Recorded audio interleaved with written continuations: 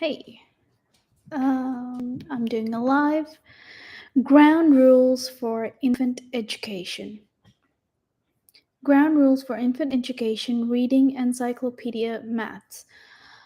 Before, below are some important points to remember about the child below 6 years of age. He can easily absorb tremendous amounts of information, and the younger he is, the easier and more effective it is. Thus, a 2 year old will pick up faster than a 3 year old, who in turn will be faster than the 4 year old. The more he absorbs at this age, the more he retains. Learning is life's most stimulating, and exciting game for the child. It is not work. The child below 6 can and wants to learn to read. He will learn to speak and read as many languages as are presented to him. At what age do we begin? 1 year of age or younger is the best time to begin in teaching the child to read.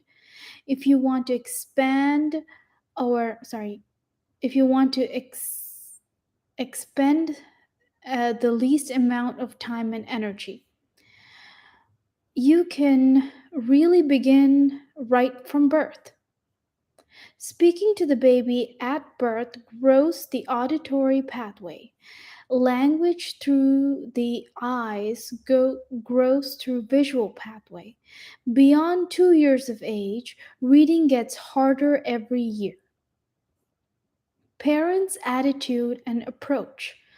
We tend to assume that children do not want to learn, that anyone who is learning uh, look pained. Nothing is further from the truth. Children want desperately to learn and to learn about everything. And they think that learning is the most joyful activity ever. Both the parent and child must joyously approach learning to read as the superb game it is. Learning is a pleasure, not a chore, a reward, not a punishment, and is a privilege, not a denial. The parent must always remember this and never do anything to destroy this natural attitude of the child.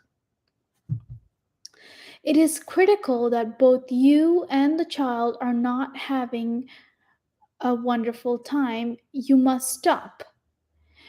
You are doing something wrong. Approach teaching your child as a sheer pleasure rather than a duty or obligation. Then both you and the child will enjoy the sessions tremendously. The best time to teach. Never play this game, i.e., do the cards, unless you and the child are happy and in good form. At the time when the child is hungry, tired, upset, or in any way out of sorts, or if you are not feeling up to it, put away the activity. The joy of learning to read will be enhanced by choosing the best and happiest moments to pursue it. The best place to teach. Use a part of the house which with a few visual or auditory distractions. Avoid sounds such as radio playing or a place that has a great deal of furniture, pictures, or objects that might distract the child's vision. The best duration. Make sure that the length of the time you play the game is very short. At first, it will be played 3 times a day, but each session will involve only a few seconds. Always stop before your child wants to stop. Remember that. The parents must know what the child is thinking a little bit before the child knows it and must stop. If the parent always observes this fact, the child will beg the parent to and play the game, and parent will be nurturing rather than destroying the child's natural desire to learn. The manner of teaching. Children love to learn and they do it very quickly.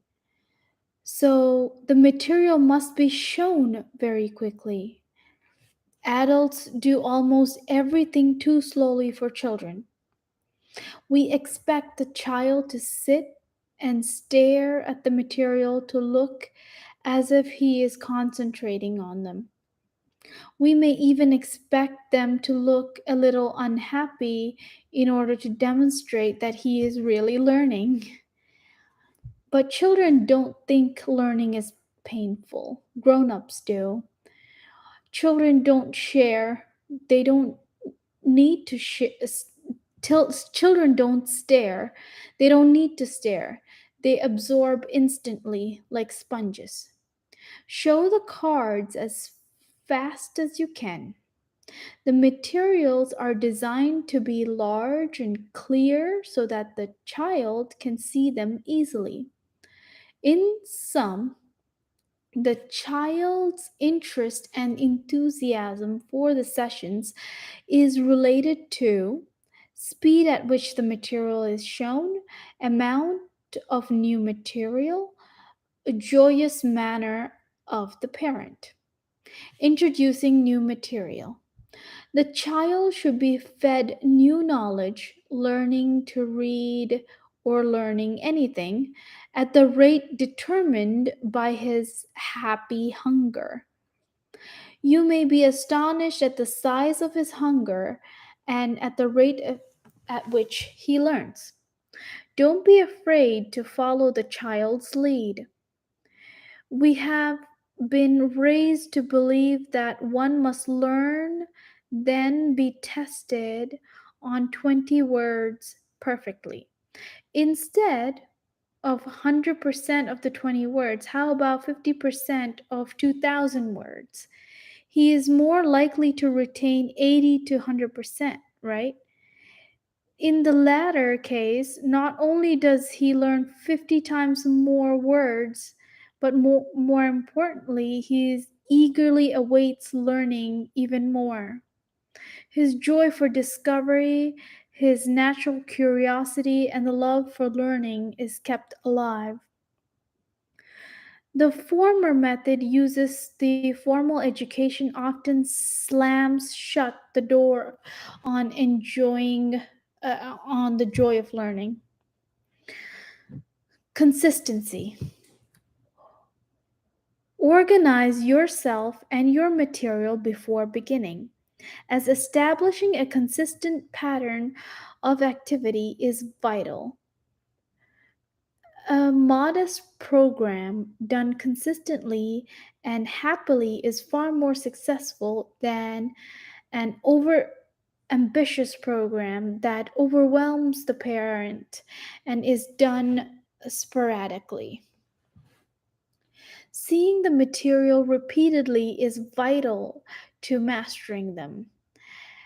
At times, or of disruptions, sometimes a few days, sometimes running into weeks, arrival of a newborn, example, family functions or problems, etc. Put away the activity completely. Do not try it halfway. Then start when you are ready at exactly the point where you left off. Do not go back and start at the beginning.